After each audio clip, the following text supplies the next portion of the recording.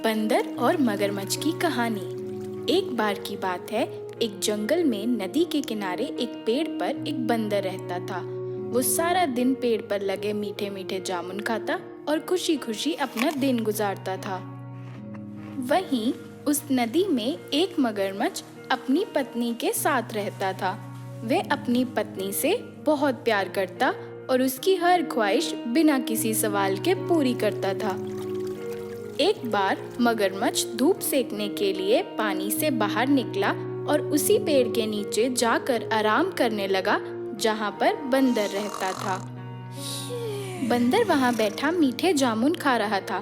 तभी उसने अचानक देखा कि नीचे मगरमच्छ बैठा आराम कर रहा है और वह मगरमच्छ पर गुठलियाँ फेंकने लगा। मगरमच्छ की आंख खुली और गुस्से से बोलने लगा, तुम्हें दिखता नहीं है, मैं यहाँ पर आराम कर रहा हूँ और तुम मुझे चैन की सांस तक नहीं लेने दे रहे हो। बंदर को बहुत बुरा लगा। उसने दोनों कान पकड़े और बोला, मुझे माफ करना मगरमच्छ, मैं यहाँ बहुत अकेला रहता हूँ। इसी वजह से अगर मुझे कोई जानवर दिखता है तो उसके साथ मस्ती करने लगता हूँ। मैं माफी के लिए तुम्हें ये जामुन भेंट करना चाहता हूँ। क्या तुम खाना चाहोगे? जामुन देखकर मगरमच्छ के मुंह में पानी आ गया और उसने जामुन खाने की इच्छा जाहिर की। बंदर ने ऊपर से कुछ जामुन मगरमच्छ के मुंह में फेंके। इतने स्वादिष्ट जामुन, शुक्रिया बंदर। ये बोलकर मगरमच्छ नदी में वापस चला गया।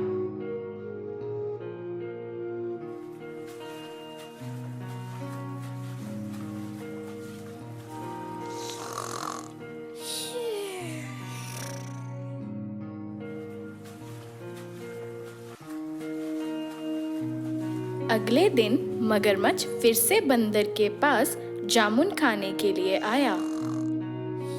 बंदर ने उसे वे मीठे जामुन खाने को दिए।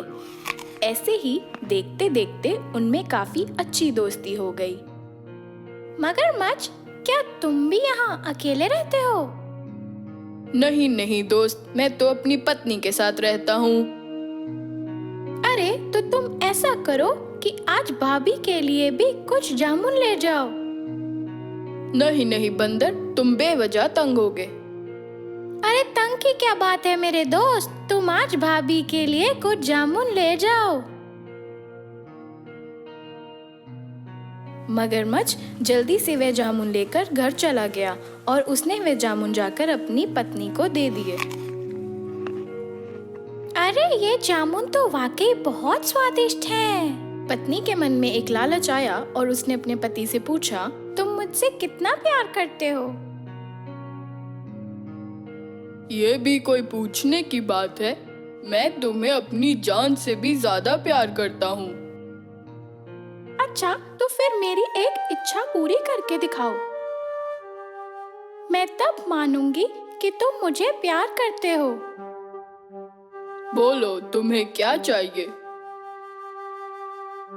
सोचो, ये जामुन कितने स्वादिष्ट हैं और जो बंदर इन्हें रोज खाता होगा उसका दिल कितना स्वादिष्ट होगा। मुझे उस बंदर का दिल खाना है। क्या? पर बंदर तो मेरा दोस्त है, मैं उसका दिल कैसे मांग सकता हूँ? मुझे मालूम था कि तुम मुझे बिल्कुल प्यार नहीं करते, पर जब तक मैं उसका दिल नहीं खा लेती, मैं तब तक ना ही कुछ खाऊंगी और ना ही कुछ पीऊंगी। मगरमच्छ बड़ी दुविधा में फंस गया। तभी उसे एक तरकीब सूझी और वे अपनी पत्नी की बात मानकर बंदर के पास चला गया। मेरे दोस्त बंदर, मेरी पत्नी को तुम्हारे दिए फल बेहद पसंद आए। वे तुम्हें हमारे घर खाने पर बुलाना चाहती है।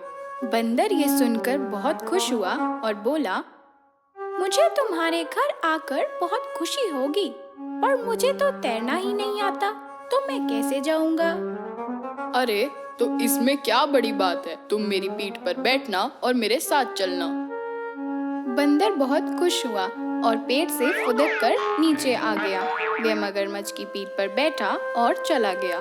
जब मगरमच्छ नदी के बीच में पहुंचा तो उसे यह एहसास हुआ कि उसे बंदर को धोखे में नहीं रखना चाहिए। मेरे दोस्त बंदर, दरअसल मेरी पत्नी ने तुम्हें खाने पर नहीं बुलाया।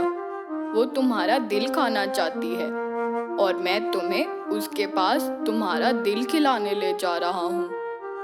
बंदर ये सुनकर काफी डर गया। उसने समझदारी से काम लिया और बोला, अरे दोस्त, मुझे अपना दिल तुम्हें भेंट कर कर बहुत खुशी होगी, परंतु मेरा दिल तो पेड़ पर ही रखा है। हमें मेरा दिल लेने के लिए वापस जाना होगा। मगरमच्छ बंदर को उसके घर वापस ले गया।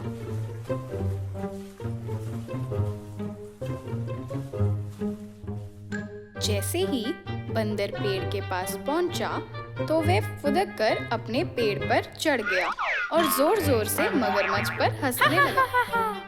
ए मूर्ख मगरमच्छ, तुम्हें इतना भी मालूम नहीं कि कोई भी जीव बिना दिल के जीवित नहीं रह सकता। तो मैं अपना दिल पेड़ पे कैसे छोड़ सकता हूँ?